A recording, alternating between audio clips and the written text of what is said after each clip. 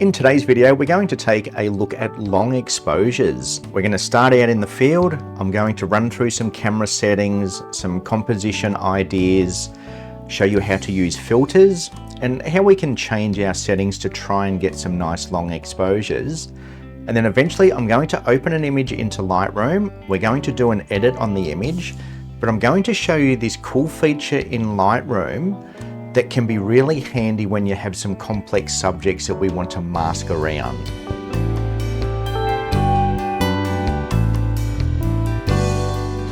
Okay, so while the sun's nice and high, I'm just going to fire off some shots without any filters on. We're just going to hand hold. So there's my first shot, pretty standard, nothing too exciting. Okay, so now I'll put my 10 stop filter on. So ND 1000, going to cut out 10 stops of light. And let me show you, don't need calculations. If you've got plenty of light in the sky, you don't need calculations. Okay, so now if we look at our screen, we can't see anything at all. So what I'm going to do is get my aperture down to around about f10. That's where I want to shoot. And now if I slow down my shutter speed, eventually we'll start to see through that filter. Okay, so if I go all the way up to 30 seconds, we can see that we're overexposing. Okay, so modern cameras, you don't really need to calculate it unless you have no light at all. But for the sake of most of the time with daylight, just use the back of the camera. So if we do want a 30-second exposure, what we can do is go to 30 seconds and looking at our histogram, we've blown out our sky. So then we can just put our aperture up. So if we get our aperture up to say f18, f22, then we're better exposed. Okay, so probably f18 will be nice. So let me set that up and I'll take that shot. Okay, so another thing to note, autofocus will work fine. These days, the camera will see through. So what I'm going to do is I'm just going to focus on the end of the pier. And now I'm ready to take my shot. Now I'm going to put on a 2-second timer. 2-second timer is going to stop any sort of camera shake. By the time I press my shutter, release it, it's got time to settle. We're not going to get any camera movement. With image stabilization, you may need to turn it off. Depends, every camera and lens combination is different. Okay, now I know with my Canon, the R6 Mark II, and this lens, I can leave stabilization on. The camera's smart enough to realize that it's on a tripod. Some of the older cameras, you will need to turn your stabilization off.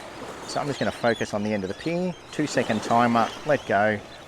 Okay, because it's such a long exposure, any movement is going to blur. So all of this water will blur, the people walking along the pier will blur. There's our first 30-second exposure. And as you can see, it's smoothed out the water. The people walking on the pier, completely gone, because they're moving, they have just blurred out.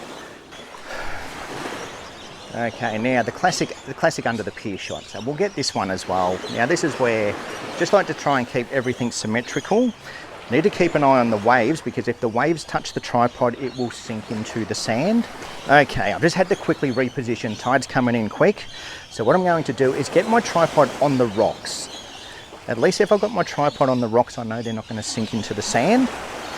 So again, I want to try and keep everything in the middle of the shot as best as I possibly can. Okay, so now what I'm going to do, I'm going to take the filter off, and we're going to get still long exposures but not super long to get all this texture in the water and create some really nice water movement. So let's take this filter off and we'll run through the process again. So now if we look at the back of the camera, we're way overexposed. Okay, so let's get our aperture roughly where we want it. I want to be around about f14, and then I can just take my shutter speed down. And ideally, I want around about half a second. Okay, so half a second is what I want to get all that water movement. We're not going to get it because it's still too bright, but what I'll do is I'll push my aperture all the way up to f22, and I can even take my ISO down to low or down to 50. So that's going to give me a half a second shutter speed by pushing our camera to its limit. So no filter at all now, and I'm able to get that half a second shutter speed. Now, shooting at f22 isn't ideal, but we're creating movement in the water. We don't want super pin-sharp images, we want to create movement. So I don't mind shooting at f22 in a case like this. Okay, we've got some nice cloud up behind us, but we're shooting out this way, not a lot happening either side. So what I'm going to do is I'm actually going to turn it into portrait mode. Because we don't have a sky, I'm going to make it all about the pier and the waves. Okay, the sky's doing absolutely nothing. So I'm going to eliminate as much sky as I can, really concentrate on the water, and have the pier as the star of our show. So I'm just watching the waves, timing it, so as the wave cascades over the rocks, that's when I'm firing off my shot. Keep reviewing the shots occasionally. I don't like this rock coming in from the side, but sometimes, I want, my preference is I want this pier nice and symmetrical. That's my number one goal, is to have that pier nice and symmetrical. Sometimes you're going to have things creep in and out of your frame. Okay, so just survey the scene. Okay, there's not a lot happening either side. Well, actually, now that I speak, there is some cloud starting to creep in. So if I can get that cloud either side of the pier, that's when I'll switch back into landscape mode. Now we're starting to get some of that sky in the shot. Things are starting to look quite nice. Got some foreground interest, some midground interest. Our sky's not doing a lot, but it's doing enough. It's doing enough to be interesting. There's a nice wave, that's what I want. Okay, so what I'm going to do now is I'm going to do multiple exposures. It's getting very dark in our foreground. So now we're getting to that time of night where our foreground is very dark, our sky's very bright. So now I'm focusing on the foreground, okay? As in, I'm exposing for my foreground, and I'll do multiple exposures because the sky's not doing much, to tell the truth. I'm going to focus in a little bit closer now. Don't like this big rock. I'm just going to recompose. I don't like that big rock sort of cutting through my scene. So now I'm focusing on the rocks. Still at that half a second. And now I want the waves to curl in around this side of the rock. Okay, it's getting quite dark now, so I will hang around for blue hour. The video's not going to work great. I filmed this on my phone, so it's not going to look really good on the phone. I'll take a few more shots, and then I'll see you in Lightroom.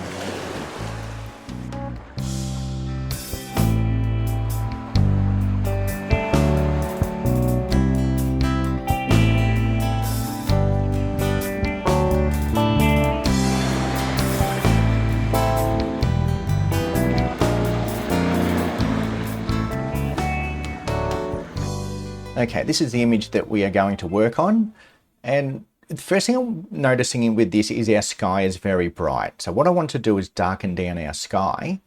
So if we were to bring down our exposure, bring down our highlights, bring down our whites a little, we can see that we've got lots of detail in that sky. But by doing that, we're sort of darkening the whole image, and we're also darkening the pier. So these railings that were originally white have now gone very dark. Okay, so I'm going to show you a way around this that we can darken just our sky without using the sky select. I'm not a fan of the sky select. I don't think it does a very good job, especially with complex subjects and horizons. If we were to bring that down a little bit, okay, it's missing parts under the pier. The horizon's very harsh. I just don't like it. Okay, I don't think it's a great tool. It works in some cases. In this case, it doesn't do a good job. So I'm going to delete that mask, and I'll show you a better way that we can get this sky and the pier separated. So in our masking section, we have this option called landscape. If I click on landscape, what it's going to do is break our image up into sections. So we have a sky, we have an architecture, vegetation, water, natural ground. There's a few different things that you can select. Most importantly with this one, it's selecting architecture. So it has found that there's a pier there. So we're going to use that. Knowing that we have this option, what we're going to do, I'm going to delete that mask now. We don't need that mask. So I'm just going to hit cancel. But what I'm going to do, rather than do a sky select, I'm going to grab a linear gradient, and we're going to darken down the top half of the image. Okay, I like to have a nice soft gradient. That way it's going to come into the water a little bit, and it's going to look a lot more natural. Okay, so I'm just going to bring down my exposure a little bit, bring down our highlights a little bit, bring down our whites, boost up our contrast, get that sky looking a little bit nicer than where we were. But as you can see, it's darkened down that pier quite a bit. Knowing that we have that architecture option, if we come up to subtract, and then we come down to select landscape, we can then subtract that architecture. So we can subtract the pier from our linear gradient, and then we just hit create mask, and now it's removed the pier from our selection. We've subtracted just the pier from our selection. So I think that's a better option than using the sky select. If we had a tree or we had some vegetation above, we could also subtract that. So we could come down to subtract, select landscape, and then subtract our vegetation as well. Okay, so don't always think the sky select is going to select your sky perfectly. Sometimes a linear gradient, and then you start to remove the parts that you want to remove. Okay, this gives us a much more natural look when we've got a nice linear gradient throughout the scene, and then we can just remove the parts we want. So then we can keep all those nice white rails on the pier. Okay, now it's not perfect. If we were to zoom in, you're going to see that it does miss certain parts. There's a few parts in between the railings that it has missed. So it's not perfect. So knowing that it's not perfect, that's where you just dial everything back. Okay, so rather than having bringing down your highlights and your shadows a lot, if you just bring your amount down until it starts to blend a little bit more naturally. Okay, so I'd probably take it down to around about there when it's not quite so noticeable. Okay, so somewhere around about there looks good. Now we've brought some detail back into our sky.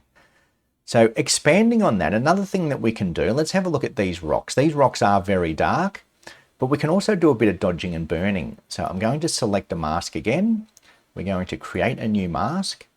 We're going to use our select landscape. And this time we're going to select natural ground. We can see that that's selecting the rocks. So we're going to select that. And as you can see, it's a pretty harsh mask. So let's create it. What we don't want to do is just start to bring up our highlights or bring up our exposure. It's going to look very unnatural. So again, a better way of doing this is select the ground for starters. And then what we're going to do is come to these three little dots and we're going to intersect the mask with a brush. Okay, so basically what it's going to do is we're going to use a brush to paint areas of that rock select. So that's the way the intersect works. So what you do is you select your area first, and then by intersecting the mask with a brush, we can just paint parts within that rock area. Okay, so I'm going to intersect the mask with a brush. Let's bring up our exposure just a little bit. And as you can see, it's affecting the whole area. Okay, so I'm going to bring it up just to show you an example. Now, because we've intersected it with a brush, as soon as I start to use this brush, it disappears. So if I brush over here, we don't see anything happen. Okay, if I start to brush in amongst these rocks, we start to see it affect those rocks. Okay, so that's essentially what the intersect is. First, you choose the area that you want to select, and then you intersect it with a brush, for example, and then it's just going to brush areas within that area.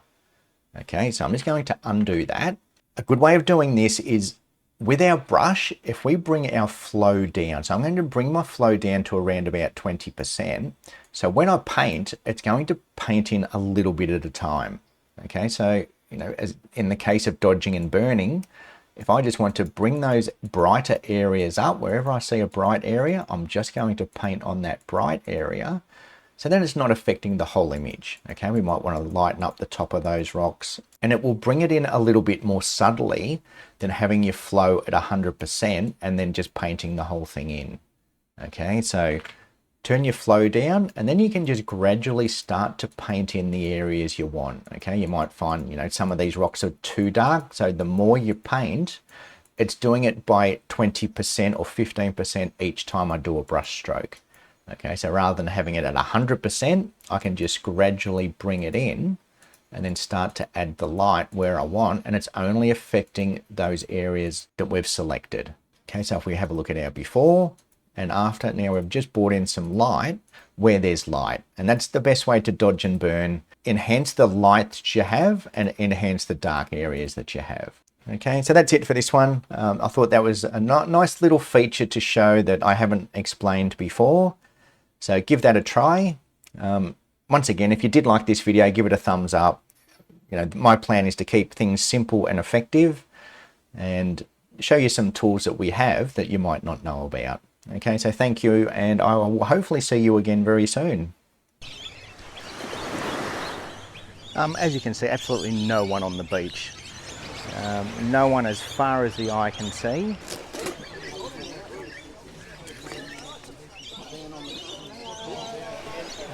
And we should even get a little bit of movement in the cloud as well. Oh.